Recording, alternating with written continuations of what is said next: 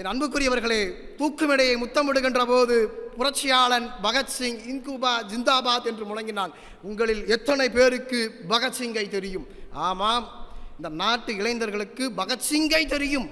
பகத்சிங்கை விட இன்ஸ்டாகிராமில் ரீல்ஸ் போடக்கூடிய அக்காவை நல்லாக தெரியும் என்பதுதான் உண்மை. உங்களுக்கெல்லாம் நான் ஒன்றொன்றை சொல்லுகிறேன். ஒரு நாடு நல்லா இருக்கணும்னா அதுக்கு என்ன முக்கியம்? அந்த நாட்டின் அரசாங்கம் ரொம்ப வலுவாக இருக்கணும். அந்த நாட்டின் அரசாங்கம் வலுவாக இருக்கணும்னா அந்த நாட்டில் நடக்கக்கூடிய தேர்தலில் எல்லாரும் கட்டாயமாக வாக்களிக்கணும். நான் கேட்கிறேன், எத்தனை சதவீதம் இளைஞர்கள் நாட்டுப்பற்றுடன் என் நாடு நல்லா இருக்கணும், என் நாடு வளர்ச்சி பெறணும், என் நாட்டிற்கு வரக்கூடிய தலைவன் நல்ல தலைவனாக இருக்க வேண்டும் என்று சொல்லி வாக்கு செலுத்துகிறோம்?